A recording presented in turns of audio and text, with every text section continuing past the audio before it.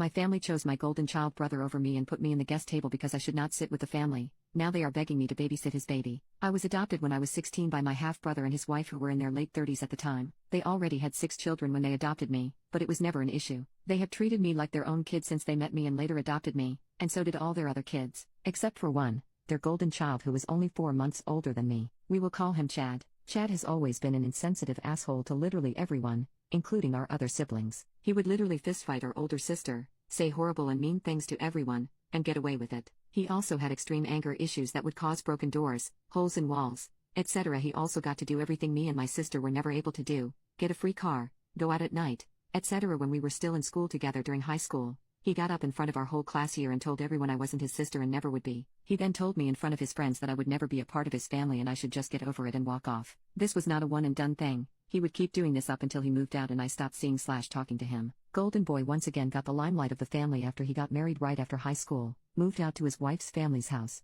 and then had a baby, the first grandbaby. Since this has happened I have stayed as far away from him as possible, only seeing him for family pictures every year because our mother asks. Recently I decided to come forward to our mom about what he said and did because she was upset about how I was distancing myself from him. She basically pulled the "that's still my kid and it's my first grandbaby" card as the reason she wasn't going to be upset over it. I didn't really care, to be honest. I knew it wasn't going to change her mind on her kid anyway. Out of nowhere, I got a message begging me to come to babysit for them because you're the only one who can deal with these kinds of babies because no one will help. Apparently they are weaning their kid off of breastfeeding and the baby is extremely clingy because of that, and the fact that the mom is a germ phobia who has basically isolated this kid since birth. It literal has only been held by like 6 people since it's been born. They know I don't sleep for the most part because I'm an insomniac with ADHD, and I also am not bothered by crying. For some reason, I can sit for hours with the baby crying and it doesn't bother me. Can't tell if that's a blessing or a curse at this point. My sister is mad at me because apparently they haven't asked anyone else in the family for help but me, and everyone wants to go see this baby. Am I the asshole for not wanting to be around or take care of the baby because its father said that I'm not a part of his family? Update. After I posted I ended up talking to 2 of my friends from high school. They were actually there on multiple occasions when Chad publicly said all that stuff. I talked with them for a little while. One of these friends actually came over almost weekly when I was still living at my parents' home, so she firsthand understands my family. We talked and we all mutually agreed. I go this once, see if we can't mend things. If not, I can tell my mom and sister I tried and we are done with the whole thing, and if the whole negative thing with my family keeps up, I will cut them off for good. So I agreed to go babysit. I went over to Chad's house around 8 p.m. As soon as I showed up I was greeted by Chad's wife who was extremely happy to see me. She was tired. You could just tell she had the "I have a 1-year-old" face going on. She talked to me for a few minutes about how happy she was I came over and how she was glad to be going out with Chad. I kinda just listened to her go on and on before she finally got to the baby. Let's call him Seth. She explained to me his night route, feedings, etc. Nothing too big. Then she got to the end where she started going on about how he was having crying fits at night and how he wouldn't get to sleep until mid-morning. I was a little on that, but all babies have different routes I guess. She then said they would only be gone for about 4 hours and that they would be home around 12:31 at most. After this Chad shows up from their room, literally starts talking to his wife, looks at me and then just looks me over for a minute and gives me a small wave and nod before heading out of the house. His wife follows and simply tells me to call or text if I need anything. For a minute I was just stunned but went to work to see Seth, which was odd, because it was my first time seeing him in person and not in the photos that were hung around our partner's house. In person he is the cutest little baby ever. He was fine the whole time, and he only cried because there was no one in the room, not because of the weaning. By this time it was around 11:30, almost 12. I would check the clock every few minutes just to see what time it was. 12:30 rolled around and I'm like, should I text them? And I'm like, no, let me give them another few minutes until I need to text them. I ended up texting both of them at one asking where they were because they did say they would be home by now. I got no reply from either of them. They finally show up at 3 in the morning. I'm livid at this point. Not even over having to take care of Seth for a longer period of time, but just because they never texted me back. Like, what if there was an emergency or something? They walk into the living room and I'm just like, I texted asking where y'all were and no one answered, and Chad's wife starts saying that, oh, Chad said it was fine and that it would only be an hour more, and I was just like, you know what, it's fine. Whatever.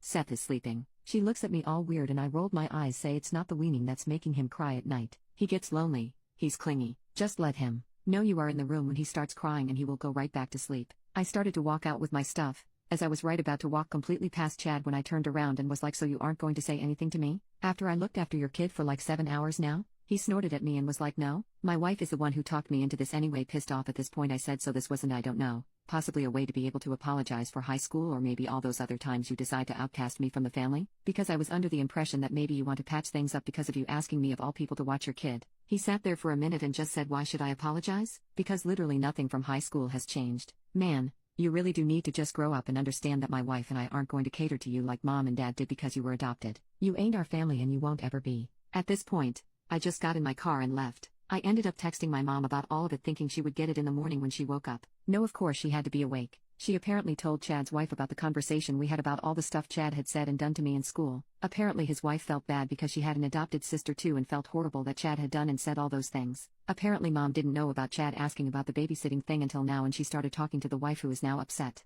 Apparently she thought Chad would have changed since then and didn't think he would act the way he did when I left. I told my mom that I was done with him and that if something ever happened with Seth then I would be there, but I was done with them until that happened. Way things are going, I will most likely be cutting my whole family off, because this isn't worth the stress anymore. Update 2. The first day or two after the interaction with Chad was a bit hectic. Both of them were blowing up my phone, trying to get me to talk to them. Mostly my mom just making excuses for Chad and my sister trying to basically just tell me to get over it. I ended up telling both of them, in text and over the phone, that I was over it, and I would be cutting myself off completely from Chad and his little family. This sparked some anger, but my mother soon went quiet, and later my sister. Everything seemed to be going pretty well after that for a while. That was until a week later when my sister showed up unannounced at my apartment demanding that I take the blessing of getting to be around Chad's sheltered child when no one else seemed to be able to, basically acting like it was some huge honor that I was asked to babysit. I almost snapped. I wanted to call her a bitch and to get off my property and not come back because I was just so sick of it, but I didn't. From my doorstep, I told her that if she wanted to see the baby so bad, just go over and see it. It wasn't my issue to deal with, and I slammed the door in her face and watched her leave. It's been radio silent for a while now until earlier this week.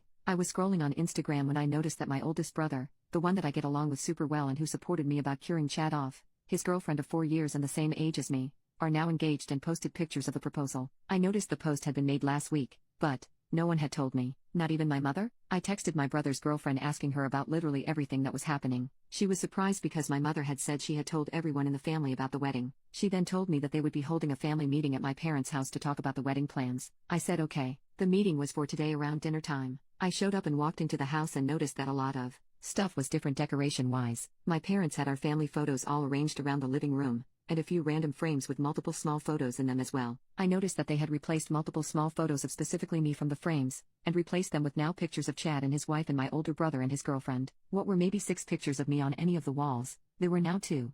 A baby picture of me and my senior high school photo, that are now in the hallway, not even the living room. I ignored it and didn't say anything. After a while, everyone showed up, except for, of course, Chad, who my mom pulled that he wanted to spend time with his baby BS. They all started talking about the people plans of the part, also known as people who were going to be key parts of the wedding cast. I tried my best to listen and take in all of what my brother's girlfriend was saying. I noticed by the end of it all, that my name was literally never added to any of the main plans. I wasn't mentioned at all for another in the plans. I started to question why I was there if I wasn't going to be in the main plans of the wedding. I was kinda like, why not just send me an invitation then? I went home and texted his girlfriend asking about what had happened at the little meeting. Apparently my mother had told her that I wouldn't want to be involved in any of the wedding stuff and that it wasn't my thing. She called me unfeminine and that I wouldn't like doing any kind of bridal stuff because I'm not girly. She then said everything was set in stone now. My older sister is going to be a bridesmaid and my little sister is to be a flower girl. My little brother will be the ring holder and my other little brother and Chad will be groomsmen. Apparently my mother also told her that because of what happened with Chad I shouldn't be sat at the family table but at a guest table. I will just be another guest at the wedding. I didn't really say anything back because it hurt. It hurt that my mother would say that about me, that I was feminine, and that just because I myself didn't do a lot of girly things in my spare time, I wasn't going to be able or enjoy doing something like a wedding or be a bridesmaid. I can't believe she would say that about me. To be honest, I don't know if I'm even going to go. The wedding is scheduled for the end of the year. It sounds stupid and petty, but this hurt me. It hurt that I was being outcasted, most likely due to Chad once again. And as I am typing this, my sister is texting me about how she is helping plan all the bride stuff. Honestly, I'm going to leave it off at this for right now because I don't know how to even feel, if you know what I mean right now. Update 3. I don't even know what to say. I didn't expect to update again so soon, but I just got the news from my older brother's fiancée. Chad's wife is pregnant again. Update 4. I have moved even farther away from my parents since the last few updates, in part to hopefully try and start a process of trying to cut them off from my life. This has worked a bit, but not enough to actually make me feel any better. They, mostly my mother, have still decided to take time to bother me and show up at my new place and only give me a second of a heads up. There is no update concerning the wedding. I have only gotten an invitation through the mail. I'm not going to try and press it anymore. I'm going to go, but I will most likely leave after the ceremony and not stay to hang out with anyone. Chad's situation has grown only by the fact that over a group chat, they decided not to have any kind of gender reveal or even a baby shower. They just announced that they are now having a girl. Don't want to be an ass, but Chad's wife stretched the fact that Chad randomly made her get up and go get an ultrasound to find out the gender. She acted like she really didn't want to do it. Apparently they went to one of those fancy ultrasound places where you get fancy models of the fetus and high-tech ultrasound pics. Chad also announced that he is going to college now, and asked for a $1,000 loan, which they gave to him. They have always stretched that they will never loan money to any of their kids. My stomach turned when they happily gave him the money, but they wouldn't lend me $20 bucks for school books when I went to college. They refused to help me get into college. I muted the group chat. I also found out that my sister has possibly outed me to mom. I came out when I was in high school as being bisexual with a preference for women. This didn't go well, to be quite honest, as my mom said I have a lesbian cousin who is married to women, followed up by a homophobic story about how her friend traumatized her in college by taking her to a gay bar and she got hit on by another female.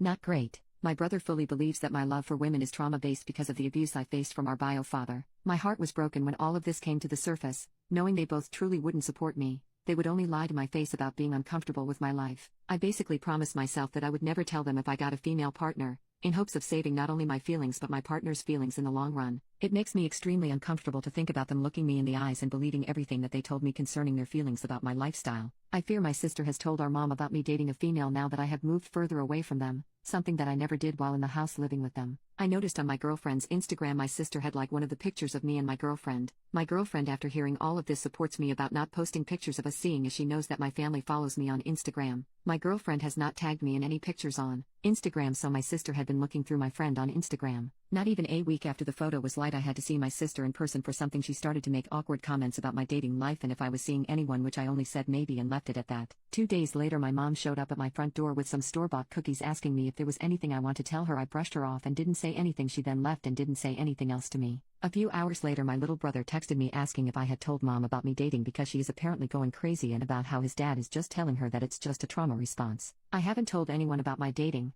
so clearly someone told her about me dating, especially the fact that they are bringing up that I'm dating a female. I honestly don't know what I'm supposed to do at this point, as I am trying my best to cut them off. My girlfriend is telling me not to think about it too much and that we can get through it together. I honestly don't know where I would be without her at this point because she is the only one keeping me sane throughout this entire transition.